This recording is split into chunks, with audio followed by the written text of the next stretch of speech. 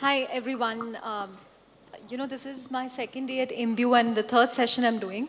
So I'm beginning to feel like an alumnus myself. The good news is I didn't have to give a CAT exam or anything to get here. So that feels nice. But thank you all so much. And, before I start, I want to start with a show of hands. How many of you here are entrepreneurs or aspiring entrepreneurs? Okay. So we have two entrepreneurs on stage and an entrepreneur turned corporate executive. How many of you are in the area of blockchain, AI, data? Wow. Okay, whoever I speak to these days says they're either doing AI, machine learning, blockchain. I hope it's not a bubble. I hope something real is happening here. But who better to tell us than the people actually working on the area? So I'm, just going to get started. They represent very diverse streams. Prashanth is into fintech, which is probably the hottest area today for any venture capital investor. Snehal, of course, represents the travel vertical, successfully sold his startup to Amex recently. And Mukull heads up Arvind Internet. So it's an interesting combination of an omni-channel play, physical plus digital, which is again a very hot area. And he can give us, the theoretical perspective on how this ties in with the broader trends. I'm going to start with you, Prashanth. In terms of, AI and data, how is it impacting fintech and particularly loans? Because credit is going to be the next big thing. So far, it's been a wallet play. It's been about, UPI, different ways of really tapping spend. But I think the next step is going to be credit. So take us through that. Yeah, thank you, Chandra. So I think before I get started, I just want to speak about this data explosion a little bit. So I think I see two different things happening at the same time. One, I think, yes, we are all producing more data, right? We're all basking in the glow of our phones, getting this beautiful tan. And at the same time, we're wearing things on our wrists. We're bringing things into our home. These are all very connected devices. So in the past, all this data perhaps was created, but was never brought into a format that could be utilized, right? So now I think that's happening. So there is clearly a data explosion. But in addition to that, there's also this DLP phenomenon that I talk about. The data is A, digital, so that's very important. B, it's linked, which means it's not just isolated pieces of data that no one can do much about. It's actually data that is linked. So for example, a lot of your bank data is not only digital now, but it's linked to your Aadhaar perhaps, or your PAN. So it can actually be made use of, and it can actually be identified back to you. And the third is we have the compute power, right? So the advancement in technology is such that all of a sudden, even though we have all this data, it's not getting dropped on the floor. We are actually able to process it and do it in real time. So actually, people always ask me, oh, why fintech, why lending, why now? And I always say, because it's possible, and it's possible here more than anywhere else. So earlier today, we talked about the emerging middle class, the demanding middle class, and how they are our future. And in order for them to be our future, they need to have access to structured credit, whether they are micro SMEs, SMEs, or even consumers, right? The banks have unfortunately dropped the ball, right? So in some ways, the biggest innovations in bank perhaps happened about 20 years ago, and they haven't quite kept up with the generation that we are serving today. The bureaus have dropped the ball. So 30 million of us are on the bureau, whereas we have a society of, I think, 600 million transacting consumers. So for the remaining, it has to be, the fintech or the lending has to be on the back of alternate data. It has to be on the back of, all things AI and model-based. So we're not doing AI for the sake of doing AI, because it's a buzzword and gets us the valuations. Yeah, there are so many startups that end with .ai these days. So. But we're actually almost compelled to, right? So we are in the business of doing short-term personal loans. So these are loans under 2 lakh rupees. Most of our consumers need this because there's an emergency, medical emergency in the house. There's a home renovation project that needs to get done in an urgency. There's a wedding that has come up. There's a travel plan that has to get sorted out. And for that, when you say small ticket, you have to read small earnings. Small earnings means I don't have the ability to even put an army of people to process these loans, unlike the banks, where they can. They're all doing 5 lakh rupee loans, 10 lakh rupee loans. There's enough earnings there. So we are almost compelled to not only use this data, but that's kind of the primary driver for what we do it. Right. Snehal has a very interesting story. So he has a twin brother, Swapnil. They've done the same courses through school, through college. They got the same GPA, I don't know how. And they did their first and second startup together. So you don't have to look for a co-founder. That's the good news. Yeah. I think we have been super lucky, and the reason that we have the same GPA is because Swapnil keeps following me wherever I go. So he's kind of the Maybe middle he one. says the same, that you keep following. Yeah, but I think it has been a dream run for us. This is our second startup, which was acquired by American. And it's an interesting space. It's travel AI. So Yep. how are you leveraging AI to change travel? So if you look at travel on an average, whenever you are booking your own flights or hotels, on an average you will see that people spend around 60 to 90 minutes booking their own travel. And if you look at the data on a monthly basis, even today 50% of the users are not booking their own travel. They are actually going to travel agents. They are walking into their offices and doing the booking or making a phone call. Right? So company like, take an example, company like American Express has set a gold standard where if you're a platinum or a black card user, you actually call their concierge and you book travel, right? And with what we are trying to do is a company like Amex has set that gold standard, and a technology like Mezi can democratize that gold standard, right? And that was the thought that with which we actually started Mezi. And it so happened that after 3 years, we actually got acquired by American Express. So that was the basically gist of it. Can you actually build an AI first company and not like a mobile first company?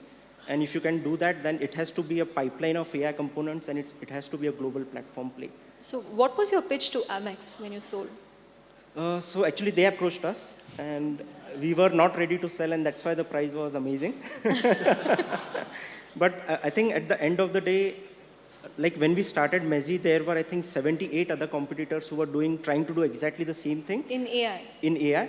But the difference was they were building a mobile product, and we were building an AI platform, which is currency and country agnostic. And your startup is based in Sunnyvale. So what do you make of all the AI startups in India in terms of the problems they are trying to solve? Because we have very fascinating startups in the area of health, in the area of cancer screening. What do you make of it? Yeah, I think if you look at it today, you will see all these companies in different verticals, they're trying to get AI into it because it just makes sense. If you look at it from a 3 to 5 year perspective, I think every company will be an AI company. No one is going to talk about AI or ML because it will be a given. Just like today, cloud computing is a given. AI will be a given, right? But if you look at it, the current situation today, you will see everyone is talking about AI and ML. But if you kind of lift the lid, you will see that the actual work they are doing is not AI, it is sophisticated programming, right? Okay. So if you really want to figure out who is doing AI, it's a tough job right now. Because pretty much like everyone here will say that I'm working on AI, but probably some of them are actually doing the real job. But others are probably... Like you, few like you. Yeah, so you have to basically put your head down and keep working, keep having an awesome team in place. I think what Prashanth is doing is probably the right way you do it here. Right. Mukull, very interesting space. You first co-founded Jabong, and then you joined a traditional group called Arvind, which is a big player in the textile space, and now they want to do something different, the digital space, both from a B2C as well as a B2B perspective. So, how is data helping transform retail? How are you leveraging machine learning? Yeah, good question. So I'll just clarify one thing. We still think of ourselves as a startup. So Arvind's invested in Arvind Internet, but we're a very young company who's focusing on omnichannel. So part of what we're doing is working with brands and retailers to kind of rethink what retail should be for the future, right? Because there's a lot of buzz around this world called omnichannel. For the last decade, it's been the holy grail of retail. Everybody's talking about it. Everybody's trying to figure it out. It started from the West. Now people look at India and China as being the front runner in omnichannel retail. And the real truth in all of this is that it's still a very bastardized word. I think everybody still has their own definition of what retail should be. But the one common thing that everybody agrees on is as you start connecting channels and touch points and sessions for consumers across digital and physical, the one thing you start connecting more than anything else is data. Right? In the old world of doing retail, you had a store and you had a purchase. So all you were really tracking is, at the end of a 20-minute store journey, what was a consumer purchasing through a loyalty card or however you could track data. Now as you start getting beyond the hygiene, connecting of inventory and order management and stores and websites and apps, you start getting to the realm of what do you do with all of this data beyond transactions that you start collecting? Because now you have access to primary data from your channels. You have access with the same technology infrastructure to data coming from third-party marketplaces like a Flipkart, Jabong, Myntra. You also have data coming from social media. You have data coming from multiple sources that for the first time you're aggregating through one system. Now the question behooves us is, if you're tracking your network, right, what do you do with it, right? And so when you start thinking about this, it becomes very unruly for retailers and for brands to start making sense of this data. And there are 4 to 5 key use cases in omni-channel retail that typically is where AI and cognitive sciences is heading. One is around the customer life cycle management part of it, which is, where are your customers in the life cycle with the interaction with your brand.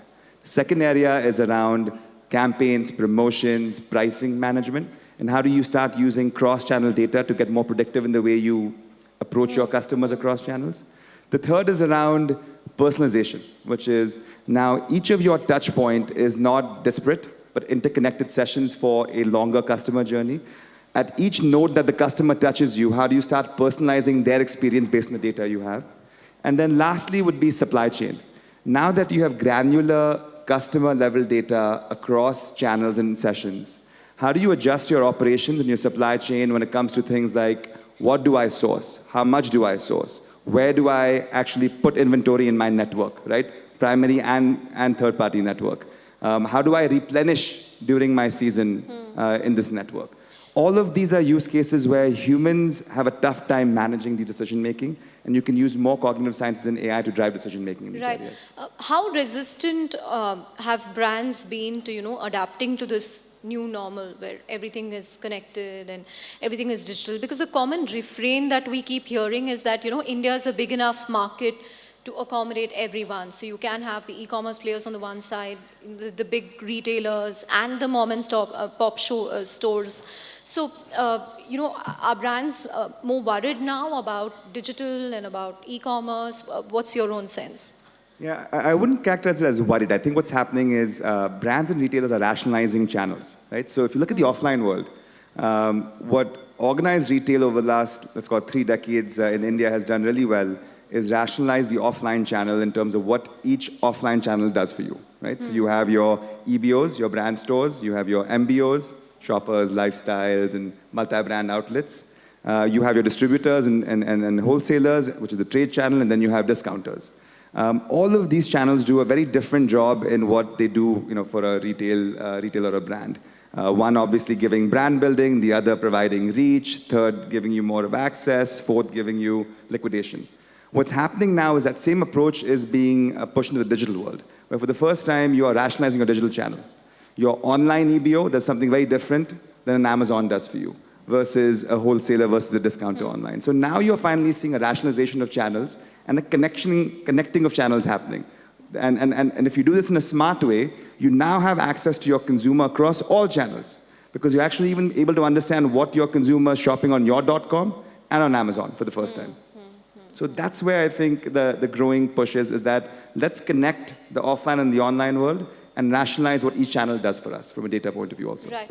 I want to take it to the professor there. Nandan Nilekani often likes to say that India is going to be a data-rich country before it can become economically rich. And that's already something that's happening in a huge way. If you look at the way internet usage has exploded in the last year, I guess largely thanks to Geo. And TRAI's recent data suggests that we have at least 462 million internet users, of which at least 250 million spend 7 hours a day on the internet. So, in terms of the data that's getting generated, is it a problem that, we have enough data, but it's not structured? There's a lot of unstructured data coming from various sources. How can startups or corporations really leverage this huge amount of data that's getting generated every second? Yeah, for the past 6 to 8 years, we've been talking about big data, right?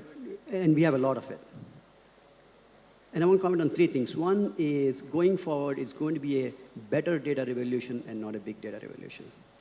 And what I mean by better, whether it's structured or unstructured, what I mean by better data is that there needs to be some natural variation in the variables that we're looking Right. at, right? If there is no variation in this data, like let's take retail, for example, you're talking about online and offline, right? Let's say the retailers, do not vary their prices, right? So no amount of big data will help AI or machine learning and so on because it's garbage in and garbage out because there is no variation. So going forward, I think we want to look for better data and not just big data, right? And the second point I want to make is that it's going to be a better models revolution. Because when I talk to managers, what they say is, hey, I've got this humongous amount of data, millions and millions of, hundreds of millions of observations, structured or unstructured, but we don't know what to do with it, right? That's where, the better models revolution is art and science. The science comes from statistics, optimization, marketing and economic theory. And the art comes from creativity and domain expertise, right? So when you combine this, then even people talk about machine learning, AI, and so on. And I ask them, what exactly are you doing in AI, right? Even in AI, there is a model behind that. That equation that the previous the speaker was talking about. Even artificial intelligence, there is a model. It's just that we don't know that as a consumer. Even machine learning. What is machine learning? There is supervised machine learning, there is unsupervised machine learning, but in all these cases, there is a model, mathematical model behind that. So if you're an entrepreneur, you think about, it's the better models revolution. So if you combine this better data, if you feed in better data with better models, then your predictive ability is going to be that much more powerful in what you're doing. Right. So the third point I want to make is that we applied that in a retail context, in a large retail chain, which we had millions of observations, daily transactions, of loyalty card data, of 1 million users over a 2-year period, and we took this data over about 10,000 SKUs, right? And we were able to optimize the prices on these for 65% of those. And the 35% of the others, again, we couldn't do much with it because it was big data, but it was not better data because the retailer did not vary the prices of these SKUs over a 2-year period, right? If you don't change the price, if I haven't moved from this chair ever, and if you ask me what's going to happen to me if I move, I cannot answer that question because I've never moved, right? So I think that's the thing to keep in mind. So when we combined this better data with better models, we were able to increase the profitability relative to control stores in this chain by about 40.7 cents per week per store per SKU, and it translates to about $8 million gross margin. So not big data, but better data. So, yeah. Prashanth, I want to bring it to you. You've spoken about the need for structured credit. But, most of the startups are going after the top 100 million, 150 million users. Now they're talking about the Bharat 2 and the Bharat 3. But the fact is, our GDP per capita is, still less than $2,000. So, will all this marketing and customer acquisition actually translate to spends? And are online lending startups at risk of greater defaults? How do you tackle these questions? Yeah, so I think when we go out to pitch and when we go out to truly serve our market, we don't look at the 60 million, 70 million metro dwellers, right? We are looking at less of India, perhaps more of Bharat in who we're serving. And I think what we have seen is that there is no difference in aspiration across the two populations. There is just as much aspiration, in fact, more aspiration in the tier 2 and tier 3 cities of India. And we are not, someone was talking about vernacular offerings. We're not offered in any other language but English, right? But the beauty of Indian consumers is they will figure it out. I think they are some of the most sophisticated consumers. This is a consumer who has just gotten a smartphone in the last year. Perhaps it's a basic smartphone connected to the Geo network, but they figure it out. But when there is a need, and there is a lot of latent need in the market, and so much so that I think that 5 trillion number seems laughable in some ways, because I think this country is so much more than that. It just has to be untapped. So I think what we are doing is we are just unlocking a little bit of that. So I fully expect the spends to go over significantly more than where the GDP is right now. You mentioned another point about online lenders and default rates. It's a good question, and it's also a pet peeve of mine because I've just come off a very long kind of fundraise cycle.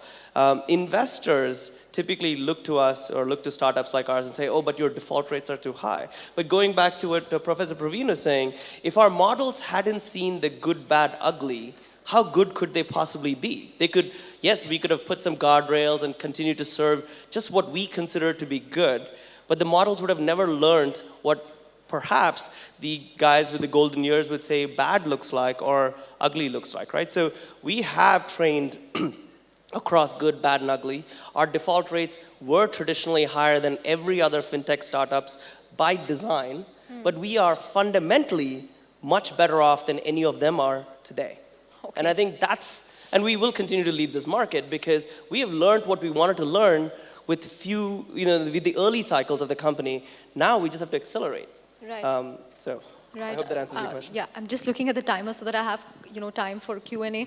But before I do that, Snehal, can AI really be the solution for, everything and every field, or do we have to think about where this will be applicable, where it won't be, and what impact is this going to have on jobs? Because a lot of people are worried about the impact of AI. Elon Musk is not a great fan.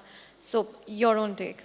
Yeah, so I will give you an example at Mezi, right? So initially when we started Mezi, everything was, whenever a customer comes in, they were served by travel agents and we were using that data to build AI, right? And over the 2-year span, we reached a stage where our AI today is serving 60% of the consumers. So if you come start talking to Mezi, you will feel you're talking to a human, but you're actually talking to a bot, right? And the first sign of success was when a travel agent went to his manager and said that he is not secured about his job because now bot is, he can actually see real time That's that actually scary, isn't it? Right?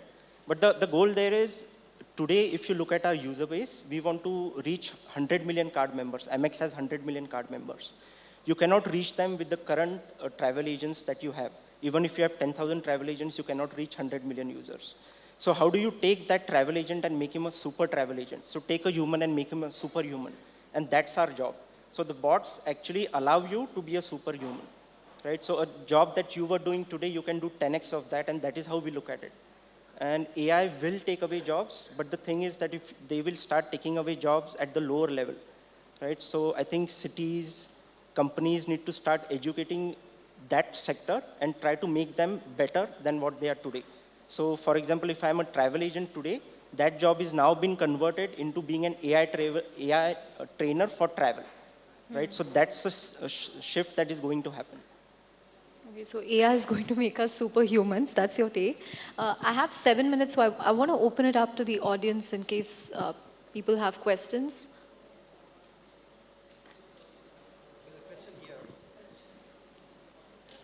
Oh, okay, sorry. Can you play it? No, here. Okay, there's a question to I can Mukull. read. With so much of data being generated, how do we balance data privacy and retail promotions across multiple channels? Yes, when you talk about data privacy, can't be far behind. So, yeah. That's a very pertinent question. Look, data privacy this is from Lokesh Tripathi. In the audience?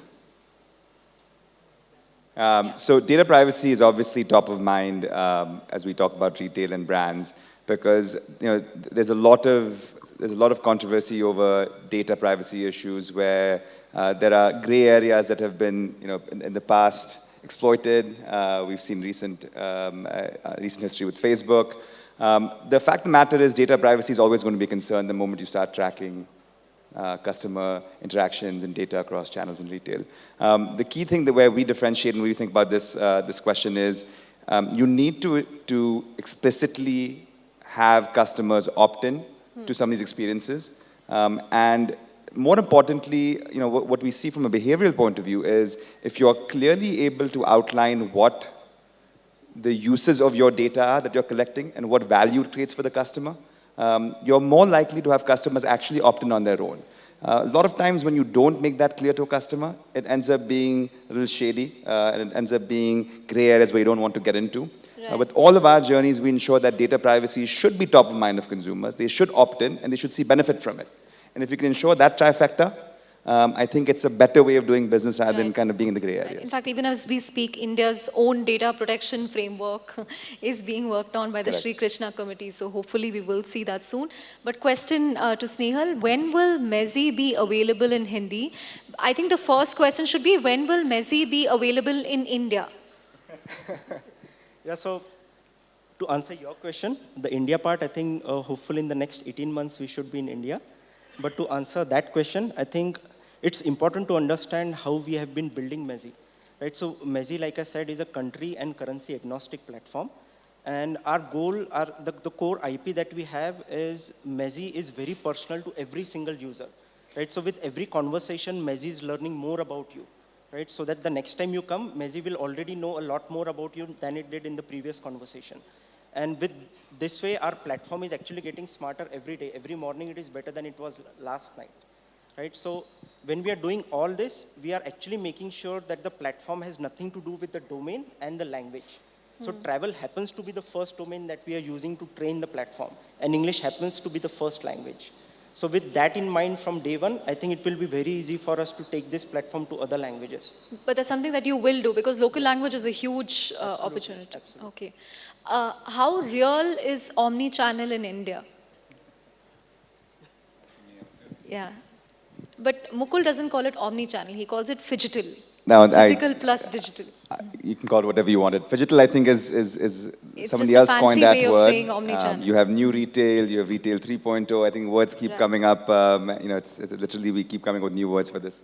How real is omnichannel? Look, if you break it down from our point of view, we think of omnichannel sort of as a three-step process. And I'll use the example of a computer. Just, we have a lot of folks from tech in the room.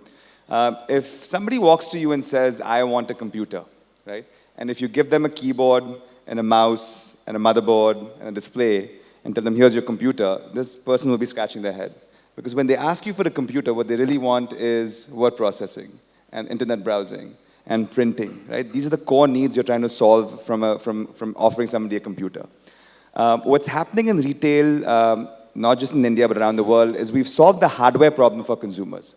We're offering them websites and apps and stores and marketplaces. But what the consumer really is looking for is shopping logic at times. They're looking for the operating system, right?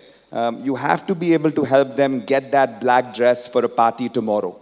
That's the core need to be solved, not a store or a site or an app. So if you look at the state of omnichannel in India, we've done the hardware part of it. We're getting into the software part of it to actually create the seamlessness, the shopping logic. But where you really want to go is, you're at sort of MS-DOS kind of operating system. Right? You're requiring the shopper in India to basically require the user to remember the command prompts as to how to shop more efficiently. If I want a black dress for a party tomorrow, I have to figure out as a user, do I go to a store? Do I go to the site? Do I go to the app? I have to literally remember each command prompt in my operating system. Where you really want to go is Mac OS and Siri. Right? I'm just using that as an analogy. You want to build the smarts in your operating logic. You want a customer to say, I want a black shirt for a party. You should be able to tell them where to go. Right? And that's where we are really in omnichannel. Is we have the hardware right, and we're at MS-DOS kind of operating system. We need to go towards 3.1, Mac OS, Siri. Right. If that answers the question. Right. I think we can take one final question. That's it. You're done? Anyone from the audience who hasn't been able to use the app? Sure.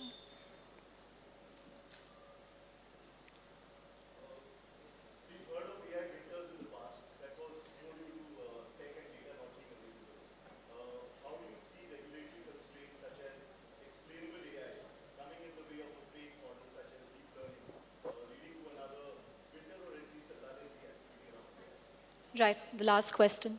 Who wants to take this? Yes, I think I'm not sure if that will actually happen.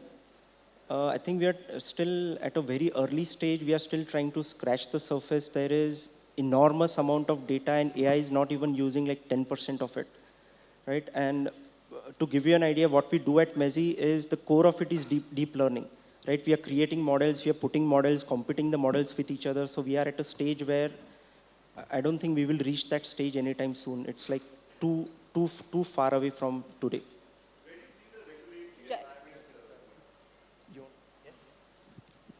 So I obviously work in a very regulated space. If you can just keep it short, Prashanth, because we're Yes, running all right, out so of we got time. 53 seconds for this answer. So the RBI is a phenomenal regulator. The RBI does invite companies like ours, even though they don't regulate us directly, to come and spend time with them. So I think they are also aware that opaque models, in some case unexplainable models, can cause segments of the population to be left behind.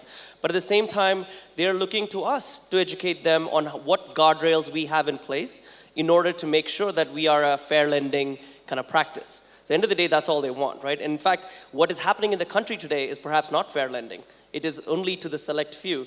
So when we say we are democratizing credit, like they are democratizing travel, like they are democratizing shopping, I think the RBI is very much a pro in the camp, if you may. All right. Something good to see about a regulator for once. But on that note, thank you all so much, and I hope you enjoyed the session.